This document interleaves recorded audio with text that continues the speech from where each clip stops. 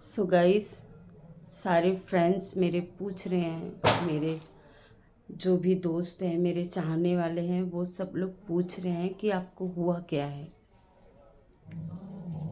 So guys, मुझे खुद को नहीं समझ में आ रहा है मुझे क्या हुआ है। डॉक्टर भी परेशान हो गया है, रिपोर्ट में भी कुछ नहीं निकल रहा है। फिर मेरी तबीयत खराब क्यों है? मुझे हो क्या रहा है? मैं क्यों बीमार हूँ? आपको पता है, मेरी नस नहीं मिल रही है। आप लोग देख सकते हो कितने जगह से कोच कोच के इतनी पतली पतली नस से खून निकाला जा रहा है, इंजेक्शन लगाया जा रहा है। कभी यहाँ लगा रहे हैं इंजेक्शन, कभी वहाँ इंजेक्शन लगा रहे हैं, फिर भी मुझे फ़र्क नहीं पड़ता। दिन भर कहीं थोड़ा से मैं खुद कोशिश करती हूँ कि मैं ठीक हूँ, मैं बैठने की कोशिश करती हूँ, नहीं, मुझे थोड़ा भी अच्छा लगता है तो मैं सब भूल जाती हूँ। चलो जाने दो, मुझे कुछ नहीं हुआ, दवा खाई थोड़ी सी ठीक हूँ मैं। बट जैसे ही शाम होती है वैसे ही मेरी तबीयत फिर से ख़राब होने लगती है। तो डॉक्टर किधर जाऊँ? और मैं भूत प्रेत मानती नहीं हूँ, बट गाइस क्या करूँ मैं? इसी भूत प्रेत के चक्कर में जब से मेरी शादी हुई है तब से मैं परेशान हूँ। कभी यहाँ लगाओ, कभी वहाँ लगाओ, और एक बंदा घर का मुखिया जिस दिन चाहेगा ना उस दिन मैं ठीक हो जाऊंगी। मैं अपने मायके से कुछ नहीं, शादी के पहले नज़र के अलावा मुझे कभी सर्दी जुकाम तक नहीं हुई है, मेरा सर तक दुखा नहीं है। पता है आप लोगों को?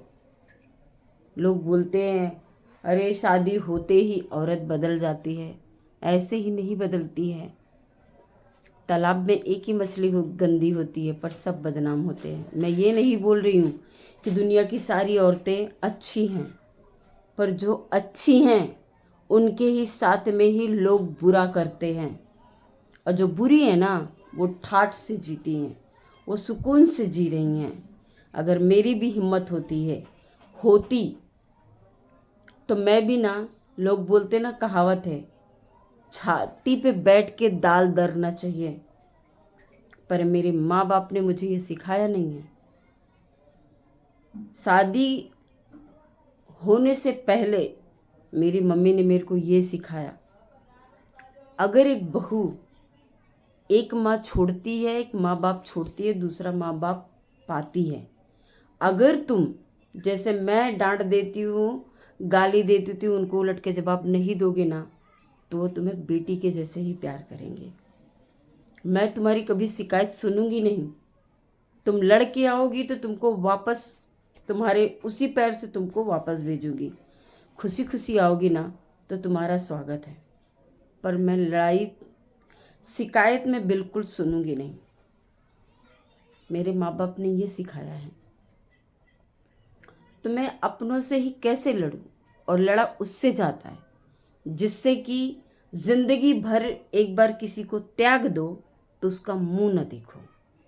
लड़ाई में ऐसे ऐसे मेरा कहना है कि मतलब किसी से लड़ाई करो, बार बार आपके पीछे पड़ रहा है तो ये तो ख़त्म कर दो, या तो ज़िंदगी भर बात ना करो। समझ रहे हो? और अपने ही घर में, चाहे ननद हो, चाहे देवर हो, चाहे सास हो, चाहे ससुर हो, चाहे पति हो, को किसी से भी लड़ोगे, आज मारपीट करोगे, पर कल वो बीमार पड़ेगा तो आप देख पाओगे? नहीं देख सकती हूँ मैं नहीं देख सकती हूँ। वो लोग आए या ना आए, पर मैं भाग के जाऊंगी, मेरा दिल ऐसा है। मगर मैं इतने दिन से बीमार हूँ, किसी का कॉल नहीं आया। आप सबका कॉल आया, आप सब लोग पूछ रहे हो, पर उन लोगों से कोई नहीं। सामने से फ़ोन किया गया, ऐसी ऐसी प्रॉब्लम है, ठीक है, फिर भी कोई फ़र्क नहीं पड़ता है। इसी के चक्कर में मेरे बच्चे बहुत बहुत तकलीफ से हुए थे। एक औरत बिना माँ के अधूरी है गाइस। अगर बच्चा ना हो तो एक औरत बर्दाश्त कर सकती है, जो बच्चे के साथ में ही बड़ी हो, वो कैसे बर्दाश्त करे? फिर मैंने कौन सा पाप किया है? किसका गला काटा है?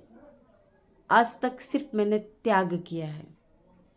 खेती बाड़ी त्यागी है, जगह जमीन त्यागा है, गहना गुड़िया त्यागी है, अपना बिजनेस लड़ाई झगड़े की वजह से मैंने पार्लर बंद किया, पति का बिजनेस, हार का बिजनेस मैंने दादर छोड़ दिया।